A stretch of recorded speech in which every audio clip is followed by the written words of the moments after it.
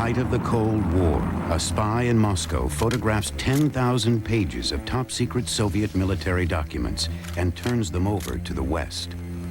Meeting with British and American intelligence officers in London, he reveals so many secrets that the West must revise its view of Soviet military capacities and intentions. His name is Colonel Oleg Penkovsky. To his Russian countrymen, he is a traitor.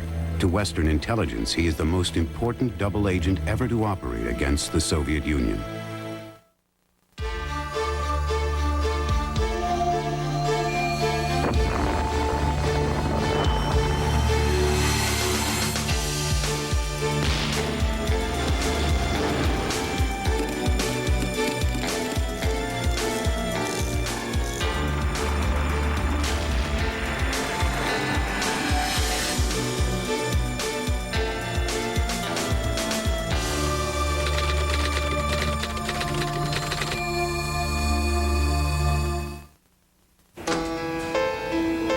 Moscow, May 7th, 1963.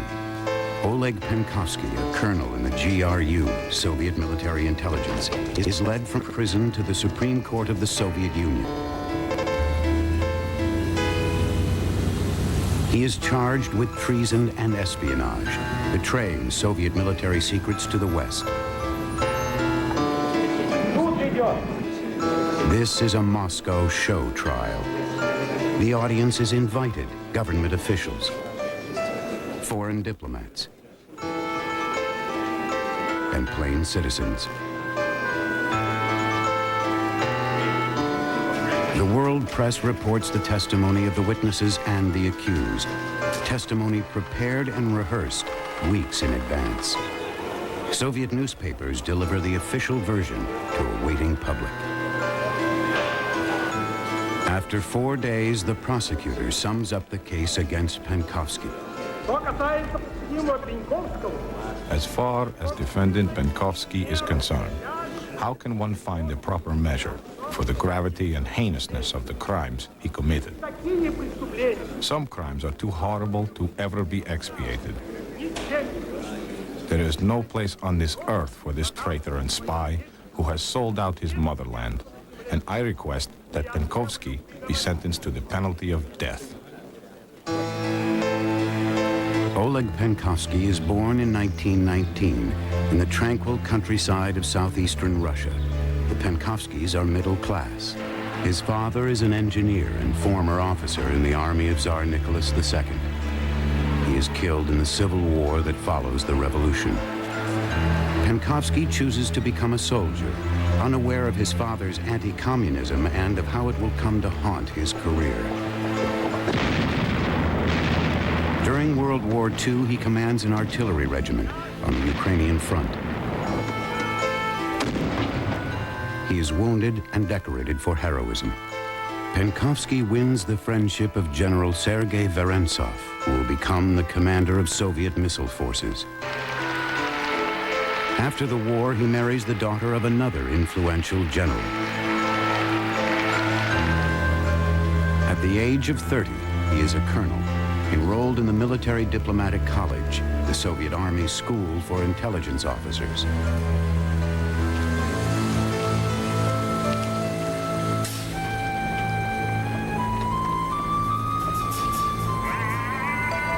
Turkey, 1956. Allied to the West and sharing a border with the Soviet Union, Turkey is a magnet for secret agents. Here, Penkovsky's career, perfect so far, begins to go sour.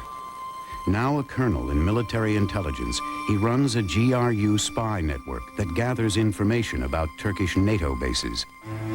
When the Turkish network is turned over to a senior GRU general, Penkovsky is furious. Rashly, he sends an official complaint to Moscow. Intelligence authorities are outraged at his arrogance. The GRU orders Penkovsky back to Moscow and removes him from active duty. His career is in limbo. His friend and mentor, General Vorontsov, gets him enrolled at the elite Dzerzhinsky Academy for a course in missile technology. The prestigious academy trains its cadets in the use and deployment of the Soviet military's most advanced missiles.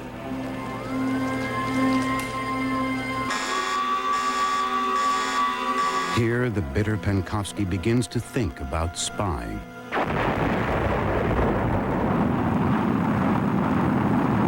He copies secret missile data into his notebooks.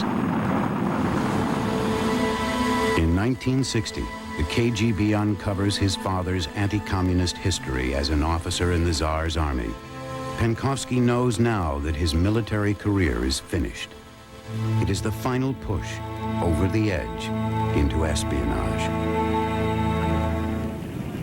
In the fall of 1960, Penkovsky is assigned to a routine job with the State Committee for Science and Technology.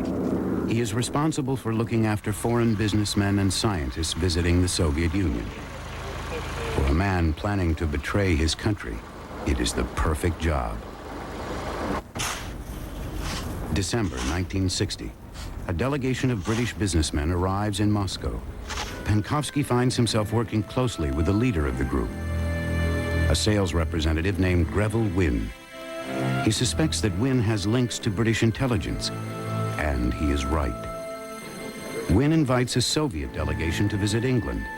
The State Committee for Science and Technology assigns Penkovsky to lead the group. Penkovsky is elated at the prospect of a trip to the West. He tells Wynne, "I have things to tell you, so many things."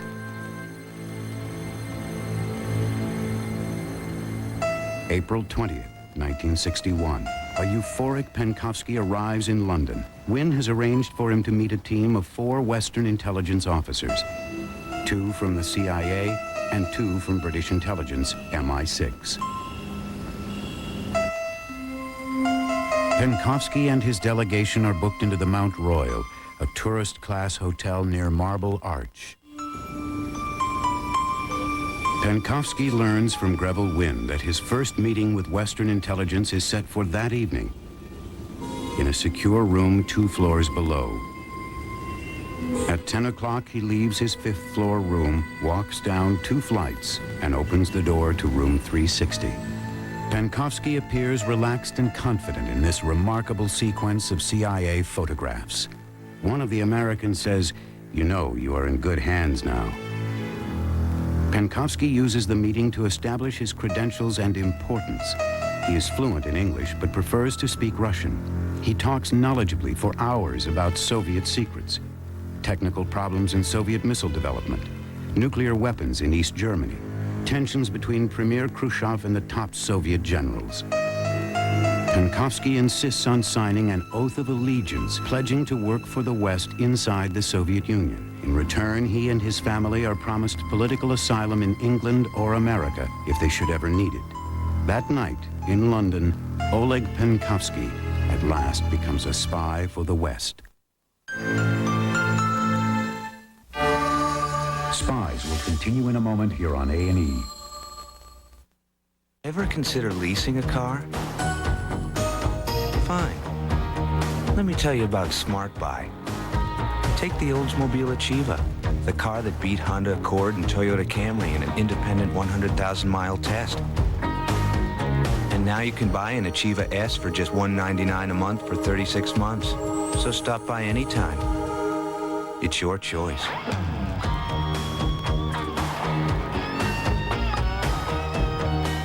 Hi, I'm Chris, and this is Anna with MCI. She recently started a great friends and family calling circle. A group of friends that wanted to get back in touch. I believe I actually said we should resume communicating. And Anna called me. Then I signed up. I joined next. Then she called me. Then him. She obviously saved the best for last. Oh, that's why she called me next. I believe you're in the wrong circle. Who's that? There seems to be some error. Call and start saving an extra 20% on calls to your own friends and family circle.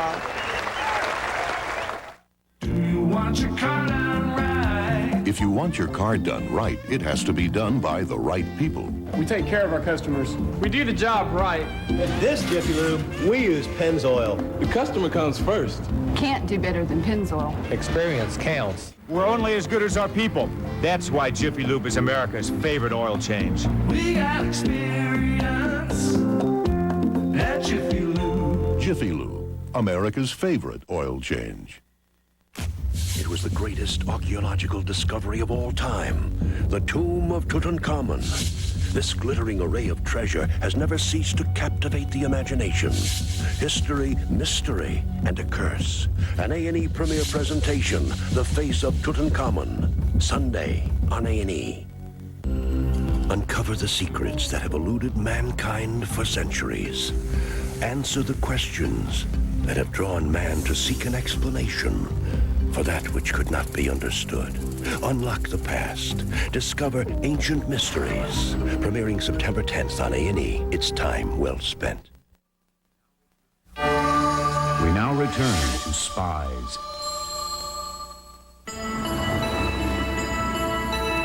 Moscow, May 8th, 1961. On his first day back, Penkovsky begins his spying in earnest.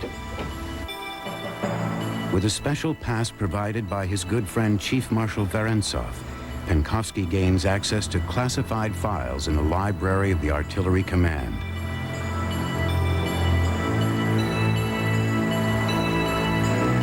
Penkovsky jams a chair under the doorknob to prevent a surprise interruption. Using the Minox camera supplied to him by the CIA, he photographs top-secret reports of Soviet missile strength. Penkovsky gives Western intelligence thousands of pages of military data from the secret files of the Defense Ministry, the Committee for State Planning, and the Committee for Nuclear Energy. His output is staggering.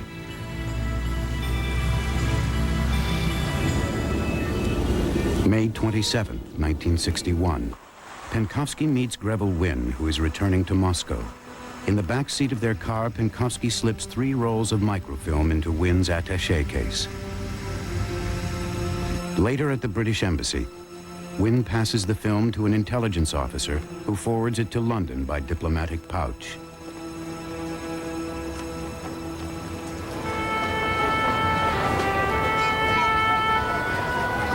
On a warm, overcast July Sunday, in this park near Svetnoy Boulevard, Oleg Penkovsky meets a new contact, Janet Chisholm. She is the wife of the intelligence chief at the British Embassy. He gives her a box of chocolates for her children, but the box does not contain chocolates. It contains 7 rolls of microfilm. London, July 18, 1961. Penkovsky returns for the opening of a Soviet trade fair. He checks into the Kensington Close Hotel and plunges into another round of meetings with Western intelligence. In this safe house on Old Brompton Road, Penkovsky talks through the summer nights, revealing the secret world of the Soviet military to his Western controllers. He tells of Khrushchev's plan to force a confrontation with the Allies in Berlin. And they discuss plans for a new series of contacts with Janet Chisholm in Moscow. The complex, enigmatic Penkovsky shows an eccentric side to his personality. He hungers to be recognized by Western leaders as the world's greatest spy. To feed his ego, his controllers photograph him in the uniforms of British and American colonels. Penkovsky is pleased. And there is another side to the unpredictable spy. He is eager for the good life. He is an uncontrollable shopper, spending hours in London's fashionable stores, buying gifts for family and friends, and perfume for the wife of his boss, the head of Soviet military intelligence. All this with cash provided by the CIA and MI6. And on his free nights, the tireless Penkovsky plunges into London's racy nightlife, enjoying the prostitutes and striptease shows of Soho.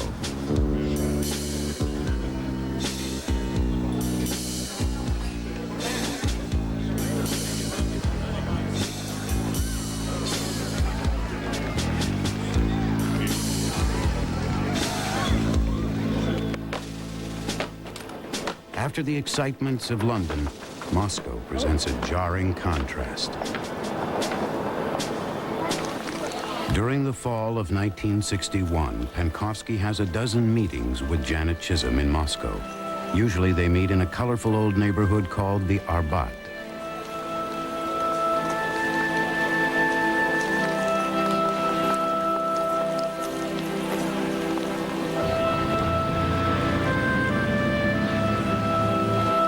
At first, they meet in the delicatessen of the Praha restaurant, and later in a second-hand shop where they feel free to browse. They establish eye contact, then leave separately. Minutes later, they meet again in the doorway of an apartment house on Arbat Lane. There is little conversation. Penkovsky turns over his film and notes. Chisholm passes him new instructions from the West. The meetings are risky. Western intelligence urges Penkovsky to be more cautious. The KGB keeps Western diplomats in Moscow under routine periodic observation. But in January 1962, here in the office of the director of the KGB, a decision is made to launch a blanket surveillance of all Western diplomats and their families. The KGB is looking for unusual behavior patterns.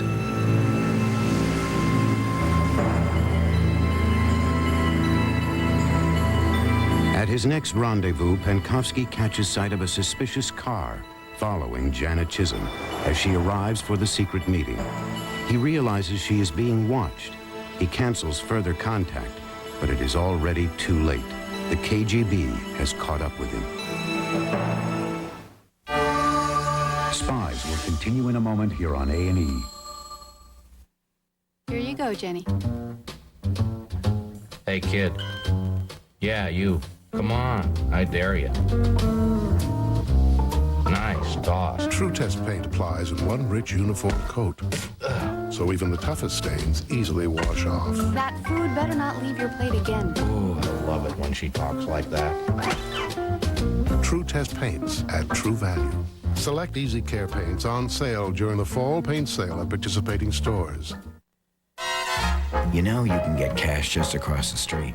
But did you know you can get cash all across the country? Using the same card you use at the cash machines at home. That is, when your card has a plus. Because plus marks the spot for cash when you travel. At cash machines in big cities and small towns. In all 50 states and beyond. So check your card and name your street. Numbers. From day one, our lives are filled with numbers. Some are good. A lot you can do without. But here's one number you don't want to do without. 1-800-THE-CARD. Call now to apply for the American Express card. With the card, you'll get some really great numbers. Like 1,700, the number of places you can turn to for help. And 58,000 cash machines, in case you like to have money in your pocket. And if you lose the card, you can get a new one within 24 hours. Mr. Richards, we can have another card for you right away. But best of all, the interest you pay is a nice round figure. 0. Relax. And of course, wherever you use the card, the one thing you'll never be treated like is a number. So give us a call. You can apply right over the phone. Call to apply for the American Express card. The number is 1-800-THE-CARD. Shot down over North Vietnam. Confined in camps, interrogated and tortured. Prisoners in Hanoi Hilton. Friday on A&E. We now return to Spies.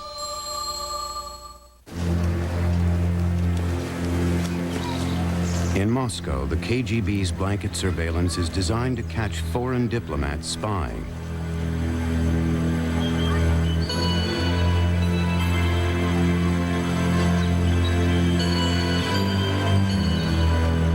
Ironically, the secret police snare one of their own, Oleg Penkovsky.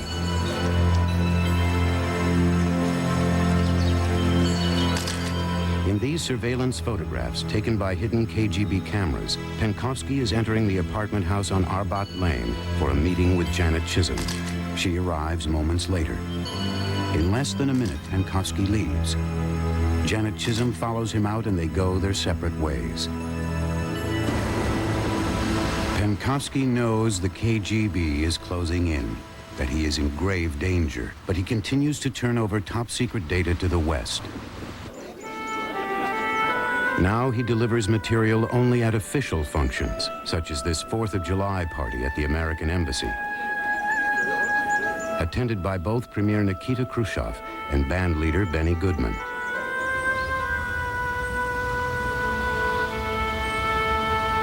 Penkovsky's apartment on the Maxim Gorky embankment now comes under surveillance by secret police cameras.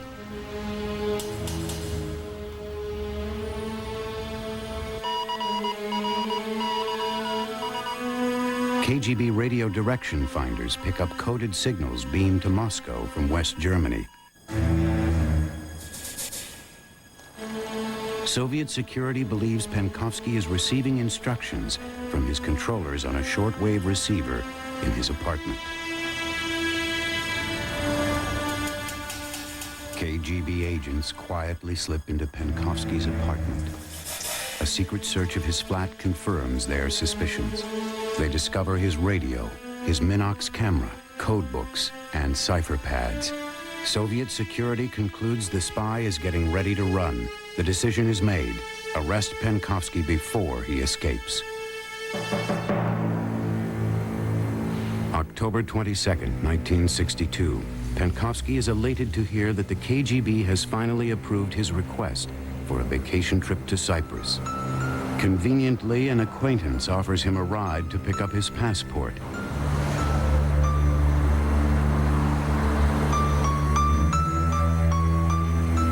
Penkovsky is driven across Moscow and straight to prison, into the hands of the secret police. Western intelligence learns Penkovsky's fate in a bizarre way. The U.S. Embassy receives a prearranged signal from Penkovsky that he is leaving an emergency message at a secret location. But in reality, the signal is a KGB trap to lure his CIA contacts out into the open. This actual KGB surveillance film shows what happens next. A CIA officer goes to Kutuzovsky Prospect and observes a chalked letter X on utility pole number 35. It is a signal that a message is hidden in the entryway of an apartment house on Pushkin Street, in a matchbox concealed behind a radiator. Another CIA officer is sent to collect the message and is arrested immediately by the KGB. The secret police has photographed the entire operation. The KGB tracks down Greville Wynn in Budapest and takes him back to Moscow under arrest. Penkovsky, under torture, is talking. May 1963. Penkovsky and Wynn go on trial together. The Soviets face a dilemma. They must convict Penkovsky of terrible crimes, but they have to conceal the damage he caused. Soviet television reports the official version of the trial. Soviet counterintelligence has exposed the agent. Here he is looking at you, the spy who betrayed his motherland. Look how skillfully he handles his spy paraphernalia. Many a time has Penkovsky focused this Minox camera on secret documents to which he had access. Penkovsky knows he is doomed, but at first tries to protect Wynn. Later in the trial, he testifies against him. After 5 days, the sentences are pronounced.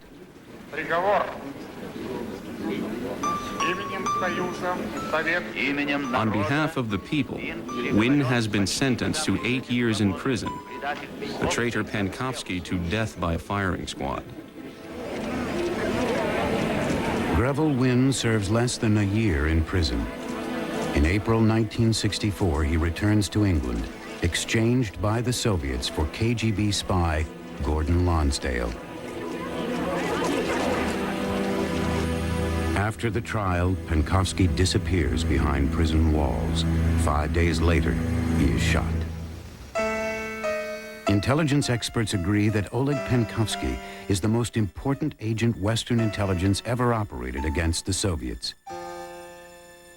In just 16 months, he turns over 10,000 pages of secret documents. The West learns about the weakness of the Soviet strategic missile force. Acting, therefore, in the defense of our own security. His information gives President Kennedy the upper hand in the Cuban Missile Crisis. He also reveals the secrets of Soviet air defenses and nuclear battlefield doctrine. Penkovsky's material continues to influence Western military thinking. The Soviet colonel, who more than anything in life yearned for greatness, may have fulfilled his ambition to become the greatest spy of the Cold War.